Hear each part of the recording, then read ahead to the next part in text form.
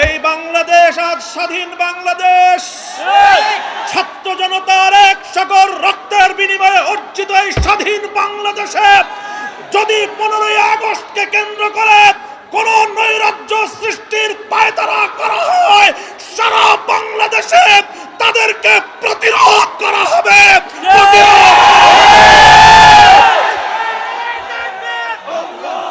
এই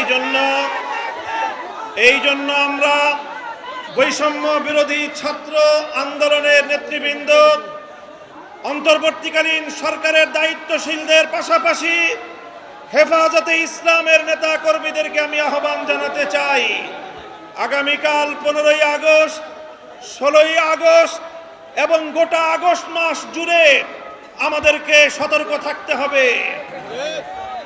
কারণ মনে রাখবেন, আওয়ামী লীগের রাজনীতি হলো প্রতিহিংসার রাজনীতি। 1975 সালে 3.5 বছরের অপশাসনের যুগে শেখ মুজিবুর রহমান সাহেব নির্বিচারে দেশের 30,000 যুবককে হত্যা করেছিল। এদেশের বাকশাল কায়েম করার মধ্য দিয়ে মানুষের সকল অধিকারগুলো তিনি হরণ করেছিলেন। অধিকার হারা মানুষ তখন তারা ক্ষুব্ধ হয়ে ধানমন্ডির 32 নম্বর বাড়িতে অভ্যুত্থান পরিচালনা করেছিল। তখন এই শেখ হাসিনা ঘোষণা দিয়েছিল যে জাতি তার বাবাকে হত্যা করেছে তিনি সেই জাতির কাছ থেকে প্রতিশোধ গ্রহণ করবেন। বিগত 45 বছর ধরে শেখ হাসিনা প্রতিশোধের রাজনীতি করেছেন, প্রতিশোধ নিয়েছেন আমার বাংলার তাওহীদি জনতার বিরুদ্ধে, প্রতিশোধ নিয়েছেন বাংলার স্বাধীনতাকামী মুক্তিকামী জনতার বিরুদ্ধে, প্রতিশোধ নিয়েছেন বাংলাদেশের ছাত্র জনতার বিরুদ্ধে, প্রতিশোধ নিয়েছেন এদেশের হেফাজতে ইসলামের লক্ষ লক্ষ নিরপরাধ মানুষের বিরুদ্ধে। তিনি একজন খুনির নেশায় মাতাল, খুনের নেশায় মাতাল। আপনারা লক্ষ্য করে থাকবেন, যারা মাতাল হয়, মদখোর হয়, তারা সারাদিন যে যেখানে থাকে, দিন শেষে রাতের বেলায় সব মাতালগুলো একসাথে হয়ে মদ্যপান করে মাতলামি করে। বর্তমান পৃথিবীতে বড় বড় খুনের নেশায় মাতাল আছে। 1 নম্বর বিনিয়ামিন নেতানিয়াহু, 2 নম্বর ভারতের গুজরাটের কসাই নরেন্দ্র মোদী, 3 নম্বর বাংলাদেশের বিদায়ী ফ্যাসিবাদী শেখ হাসিনা। এই শেখ হাসিনা এখন গিয়ে খুনের নেশায় মাতাল হয়ে নরেন্দ্র মোদীর সাথে আখড়া করেছে।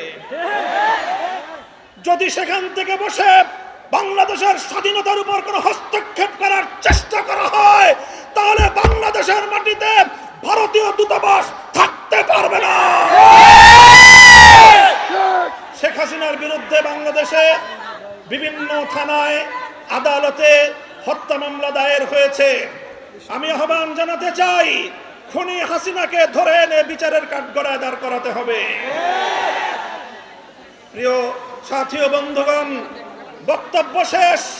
ইনশাআল্লাহ বিগত দিনে যেভাবে আমরা রক্ত দিয়েছি পিলখানায়, যেভাবে আমরা রক্ত দিয়েছি শাপলা চত্বরে, যেভাবে আমরা রক্ত দিয়েছি মোদী বিরোধী আন্দোলনে হাটহাজারীতে, যেভাবে রক্ত দিয়েছি আমরা মোদী বিরোধী আন্দোলনে ব্রাহ্মণবাড়িয়ায়, ঠিক আগামী দিনেও দেশের স্বাধীনতা রক্ষার জন্য, ইসলামের হেফাজতের জন্য যদি আবার রক্ত দেওয়ার প্রয়োজন হয়, স্বাধীনতার ঝান্ডা নিয়ে রক্ত দেওয়ার জন্য প্রস্তুত থাকবে কারা?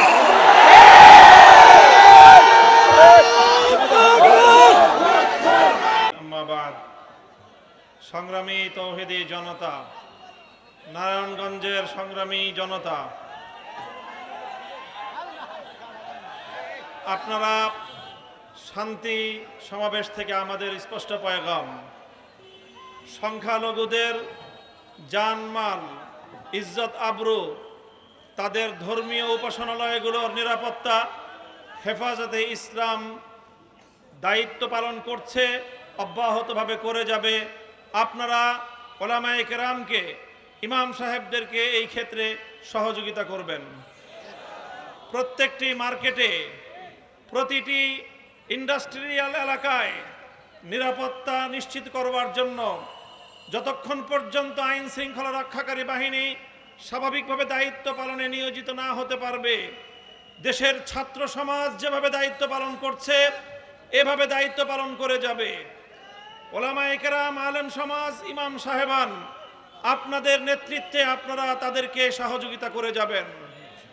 আরেকটি পয়গাম আমি দিতে চাই, এই আগস্ট বিপ্লব, 5ই আগস্টের এই গণ অভ্যুত্থান, এটি রচিত হয়েছে এদেশের সর্বশ্রেণীর ছাত্র জনতার ঐক্যবদ্ধ এক মজবুত দৃঢ় ঐক্যের মাধ্যমে।